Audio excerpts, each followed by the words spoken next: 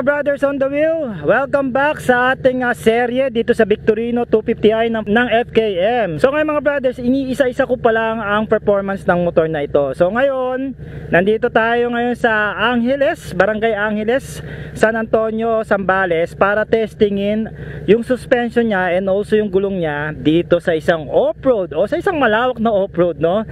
Kaya tara, excited na ako.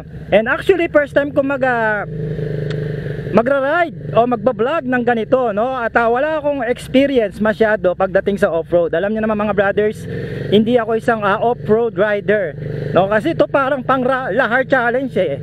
At nakikita ko lang sa iba na tumatayo sila, nakaganito sila.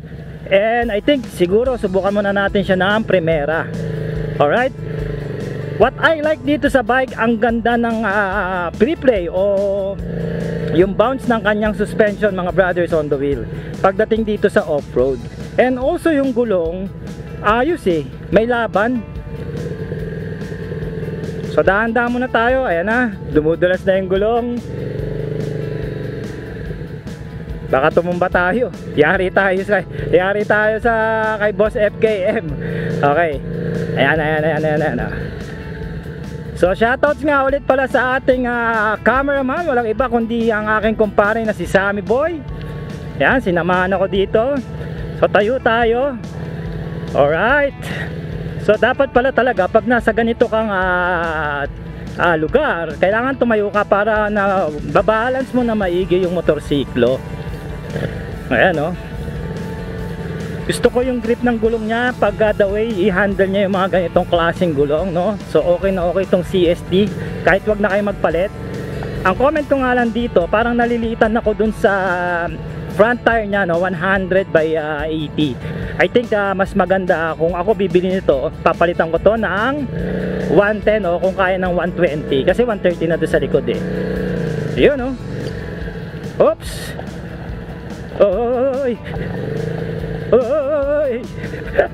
Alam niyo mga brothers, ano siya, nakakakabahan na excitement yung nararamdaman ko dito. Ayan. So dahan-dahan lang tayo. Hindi naman tayo professional off-road rider, no? Gusto ko lang sa inyong ihatid kung ano yung ano niya. Tsaka yung suspension, grabe, ang suwabe niya pag nasa off-road mga brothers. Talaga yung pagkaka-design dito ng FKM, no? Pagkaka-configuration nila pagdating sa upside down port and also dun sa monoshock na linkage. Aba, ayos oh. Ayun eh. Okay na okay. Sana hindi tayo maplatan. Yun oh. Tsaka iba talaga yung revolution ng B engine. Talaga ang sarap sa tenga. Eargasm nga naman, sabi nga nila. So isa pang balik. So first time ko to, medyo natatakot din ako kasi pag ganito pala, kailangan tatayo ka sa motor para mabalance mo siya. Tsaka rin kasi, masakit din sa likod kasi nagbabounce yung motor sa lubak eh. Okay, suspension, ayos, swabe siya. Hindi mo maramdaman yung step eh. And for the reference, I'm only 52 kg. Siguro lalo na kung mas mabigat kayo, kung mga 55 kayo, 60, no? Mga lalaki dyan, mas malalaking build. Aba, hindi kayo lalo niya mai-enjoy yung nito, motor na to.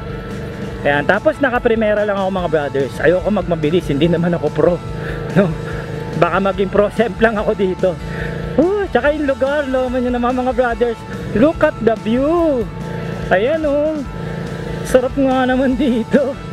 Tsaka yung araw malamig na, ang sarap magpa-araw. Ayan, ang itim na nga ako kapapa-araw eh.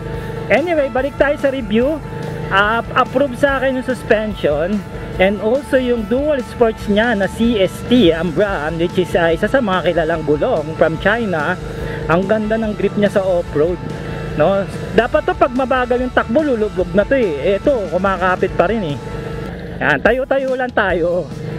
Yan, ganito yung napapanood ko eh. Ginagaya ko lang dahil wala akong idea, tas alalay sa clutch. Dito maganda yung daan, hindi ganun lubak, kabato. Tsaka may trail na talaga na dinaraanan nito ng mga sasakyan eh. Siguro may mga residente rin dito. Ba talaga B engine? Talagang pag-iipunan ko tong motor na to eh. Hintay ka lang. So balik tayo dun sa ating kampo turismo. So mga brothers, pinakita ko lang sandali sa inyo kung paano yung performance. Ayan. So ito, hindi ito scripted mga brothers, on the spot ito. Hindi ko muna siya sinubukan talaga mag off-road. Ang gusto ko kasi first time ko maramdaman, no? So pag nagbablog ako mga brothers, on the spot talaga. Ganun kasi yung gusto ko eh, para hindi scripted. Okay. Kanina nakasigunda ako, natakot na ako, bilis na eh, lalo na pag dito na yung daan, no? Ayan, no? Ayan, balik na natin. Alright mga brothers on the wheels, nagustuhan nyo ang ating episode ngayon dito sa ating serye ng Victorino 250i.